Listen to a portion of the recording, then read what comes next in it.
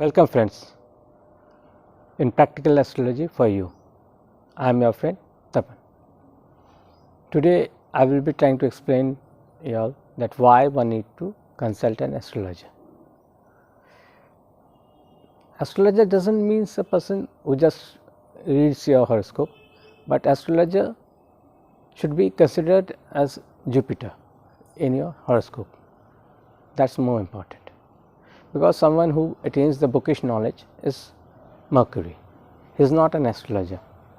Suppose you go to a pathology center and you get your self diagnosed. So there a report comes and that's not legible to you. But a doctor can read that report and he will understand which diseases you are having or which you don't have. So that's the significant part of understanding that thing first. That who is an astrologer and who is not an astrologer.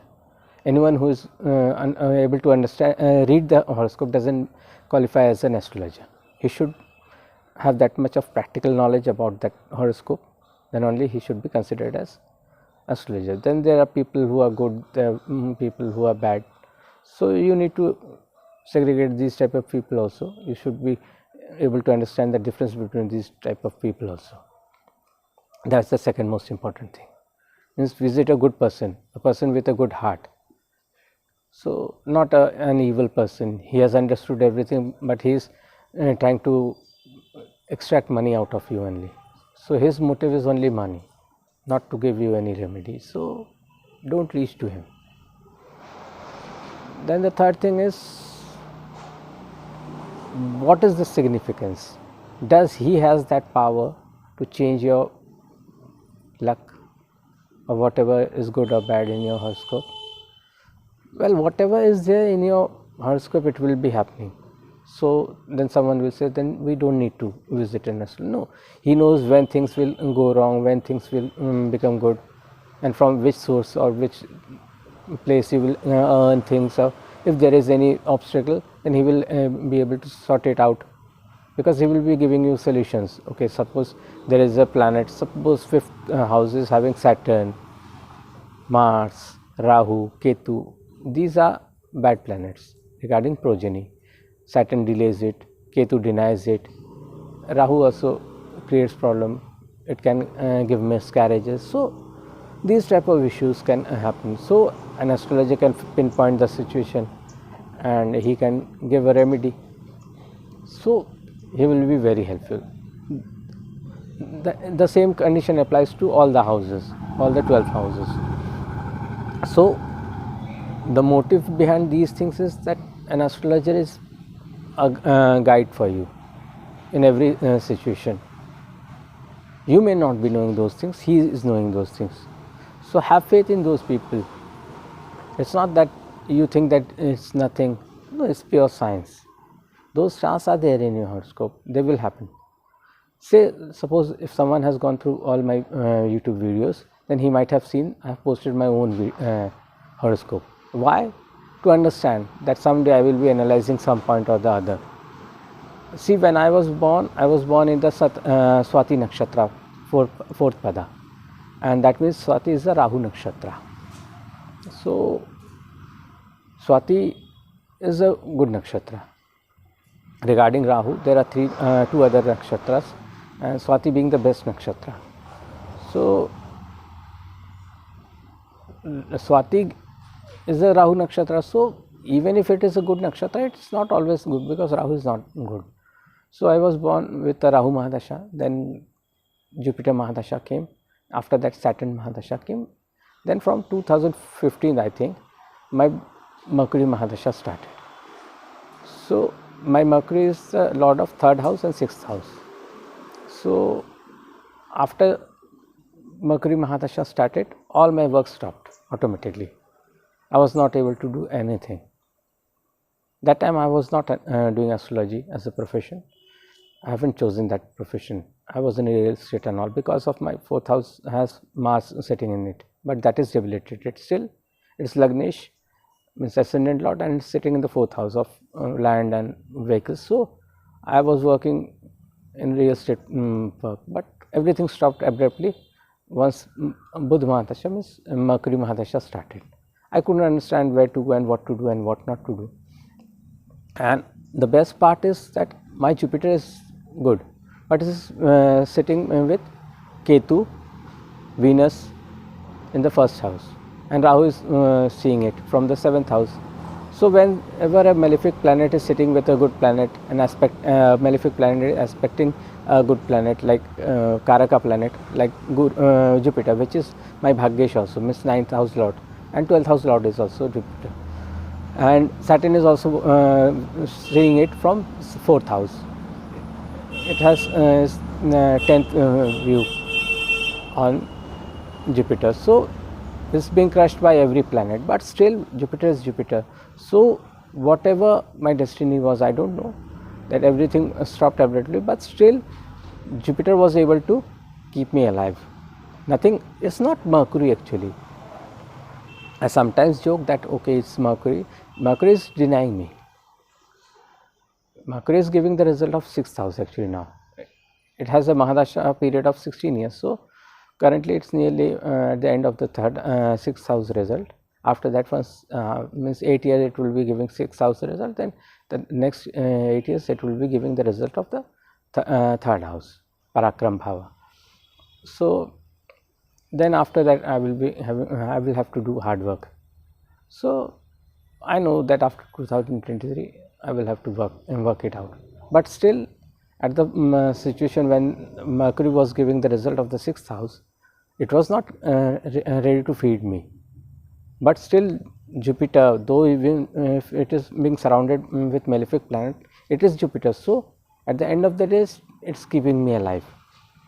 Otherwise the 6th house planet Mercury was trying to finish me in every aspect.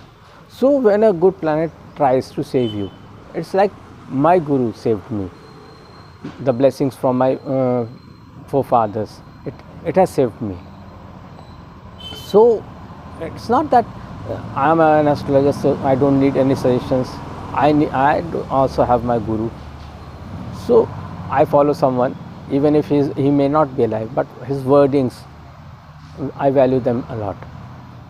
Even the situation from where I learned astrology is, I didn't have any practical physical form of person who could teach me astrology. So how I learned it? I have a very good habit of like Eklavya. I worship someone as my guru and try to understand how he would have, if he would have been alive, I would have learned from him what he would have taught me. So everyone who is not alive, who knew astrology, I followed their way of doing astrology, and they became my Dronacharya and I became Eklavya. So I am better than Arjuna at one situation or the other. I don't even know that they themselves knew or not those things, because I haven't met, I have heard many people, okay, and there is a shop, a jewelry shop where I used to sit, and their father died way back actually, and he was a good astrologer. So I saw whom he has given remedy, which type of stone he has given them. So I reversed it. I did the reverse engineering of whatever gems he provided and given everyone as a remedy. So I did the reverse engineering of that, and then I reached to a conclusion why these gems were suggested by him to those people. So that's how I learned from him. He died in 2009 most probably, and I met them in 2012. At least 3 or 4 years. I don't even remember the day because I didn't knew them before 2011 or 12, I think. I don't remember exact date also. So that's how I learned from their father without even seeing him. So that's how I have learned from many people actually who are astrologers. They never taught me. I didn't even met them actually. Even if suppose someone has said, okay, this gem stone is given by this Joshi or this person, then I reverse engineer that thing. I have a good logic, so I understand the practicality of anything. If suppose someone has given a wrong stone also, but he has given it, why he has given it, even then I understand, okay, he has given it because of this. I don't tell them, okay, don't wear this will harm you. Every time, even if he may be going wrong, he may be knowing that thing, that okay, it will harm, but he won't be dying because of it. Suppose someone wants to get a result of something, 7th house lord, we generally don't consult a suggest a gemstone for a 7,000 lot, because that is a market. But suppose someone is not able to get married and he says, I can't do japas and all mantri japs. So we will say, okay, for a time being, wear this remedy, this stone, and you will get married. But after getting married, take that gemstone out of your ring. Don't wear it after getting married. Take it off your finger. So it depends upon the astrologer. He knows that how much we need to take that risk. So an astrologer is an astrologer. Don't question him until unless you know better than him. And have faith, then only go to an astrologer for consultation.